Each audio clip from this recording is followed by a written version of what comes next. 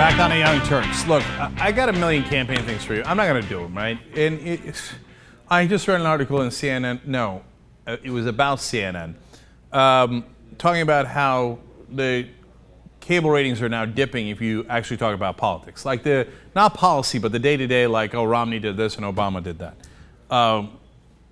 It's because of what we tell you all the time, which is everybody thinks, who gives a shit, right?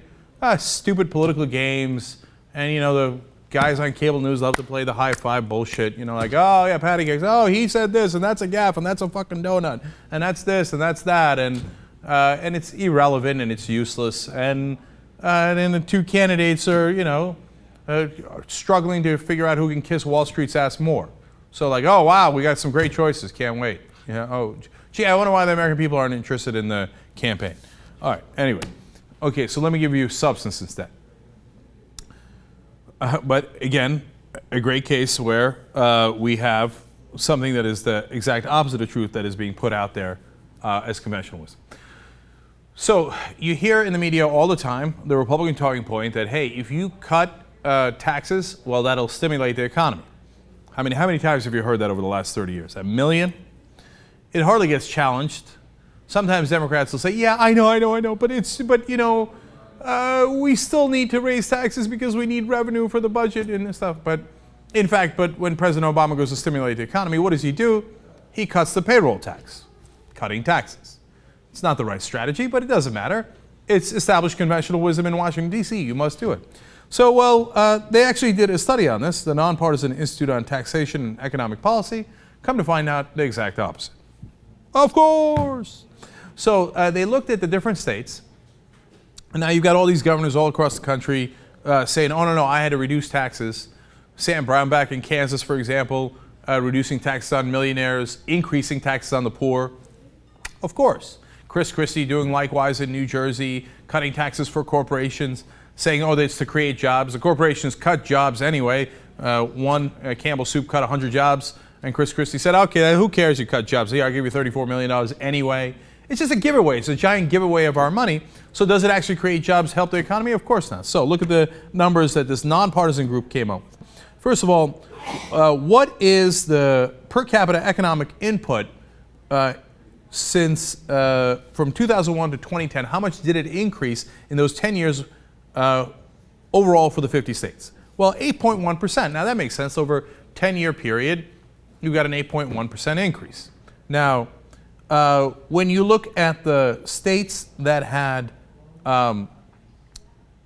no taxes at all, well, they actually increased 8.7%. So you're saying, hey, that's a little bit better than the average. So maybe no taxes is a great idea. Until you look at the states, the 9 states with the highest taxes. What was their rate of growth?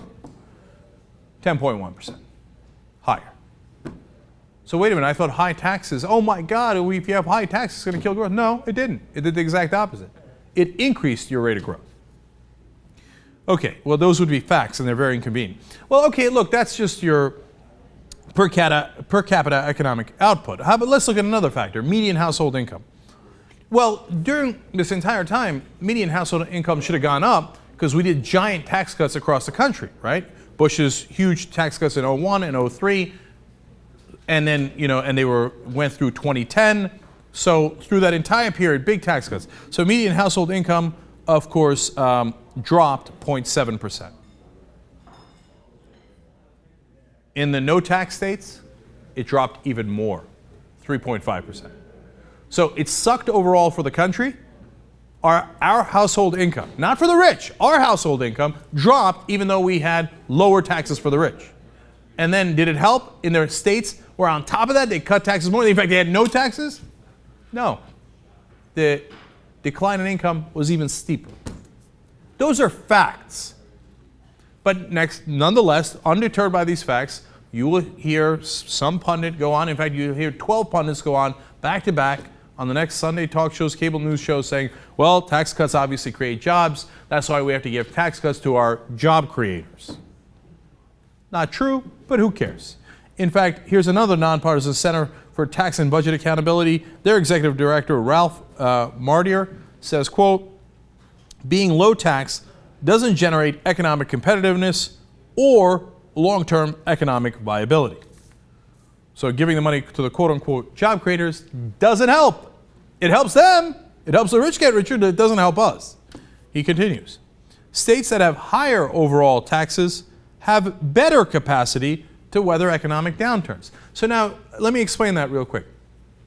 If they charge more taxes, they have a little bit more money in the bank when a recession hits, and they don't have to cut back on their teachers, cops, firefighters, etc.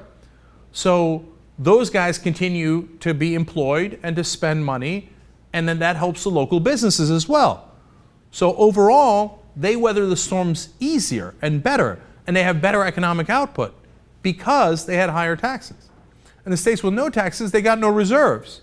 So they immediately go to fire middle-class people, and then those middle-class people can't buy anything, and their economy gets worse. This is actually fundamental common sense, and it's borne out by the numbers. But nobody wants to hear that in Washington, whether it's the media or it's all the politicians. They all pretend the tax cuts work. Why? Because they get paid by the rich. If you get paid by the rich, aren't you going to make an argument in favor of the rich to get more tax cuts? Even if it hurts the average guy? Of course you are. You're doing your job. Your job is to bow your head and do whatever the rich tell you to do. One last quote. I love this one. Those who don't believe in Santa Claus or the Easter Bunny anymore and actually look at facts and data recognize the simplest supply-side economics has been implemented in America. The complete opposite of what supply-siders had promised has occurred. Supply-siders said, if you lower taxes, everybody gains. It trickles down and it raises all boats. That didn't happen. The more you cut taxes, the more our boats sank and their boats lifted up even further. But you know what? That was the whole point, wasn't it? See, you're misunderstanding their goals. You think they represent us. They don't. They represent those guys. So they're, in fact, ecstatic about these results.